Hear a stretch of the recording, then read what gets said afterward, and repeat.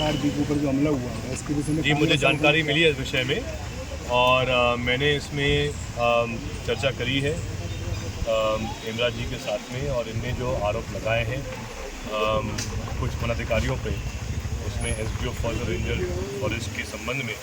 तो मैं इसमें चर्चा करूँगा आगे चाहे एसपी साहब से या फिर डीएफओ साहब से। और इसमें बात यही है कि अगर कोई भी पत्रकार जनहित में बात कर रहा है और अगर उसके कारण ही सिर्फ उस पर कुछ ऐसे हमला होता है तो वो बिल्कुल भी उचित नहीं है। गुना में और प्रदेश में पत्रकारों पर लगातार हमले हो रहे हैं। जी हम तो पहले भी इसमें लगातार कह रहे हैं कि पत्रकार सुरक्षा अधिनियम लागू होना चाहिए है, जिसके द्वारा हर पत्रकार जो जनता की आवाज़ को बुलंद करने के लिए मुद्दे उठाता है वो स्वयं को अपने परिवार के लिए यही बात कह रहे थे कि मध्य प्रदेश में एक तरफ तो स्वयं मुख्यमंत्री जी ही गृह मंत्री हैं, लेकिन फिर भी ऐसे लगातार घटना क्यों हो रही है, चाहे वो गुनाह की हो चाहे फिर जो कल घटना राजगढ़ में हुई है सहारनपुर में। सलमान अली एक जो पत्रकार था मुझसे परिचित भी था, लेकिन ऐसा किसने किया है क्यों किया है, मैंने जब आज सुबह जानकारी मैंने पता करी सहारनपुर में तो अभी स्पष्ट शायद बात सामने नहीं आई है कि कौन कौन उसके पीछे है, लेकिन ये बहुत ही गंभीर विषय है। और एक तरफ तो स्वयं मुख्यमंत्री जी ही गृह मंत्री हैं, लेकिन उसके बावजूद लगातार ऐसी घटनाएं जो मध्य प्रदेश में हो रही हैं, कहीं ना कहीं बड़ा प्रश्न चिन्ह है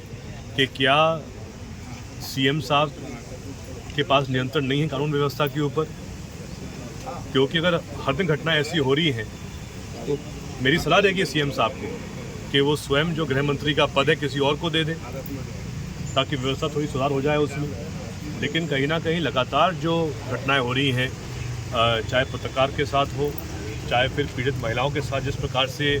अनेकों उदाहरण बलात्कार के सामने आए हैं पिछले कुछ दिनों में। इंदौर में एक हादसा हुआ, उज्जैन में एक हादसा हुआ, सागर जिले में भी ऐसे उदाहरण सामने आए। तो ये कहीं ना कहीं देश और प्रदेश के लिए उचित नहीं है और हम सब यही चाहते हैं कि मध्य प्रदेश में जो कानून व्यवस्था हो उसमें नियंत्रण रहे, हर प्रदेश का नागरिक स्वयं को सुरक्षित महसूस करे, ये हमारा प्रयास होना चाहिए। पूरे प्रदेश भर में अलग अलग पत्रकार, चाहे वो बड़े मीडिया हाउस के हों चाहे स्वतंत्र रूप से वो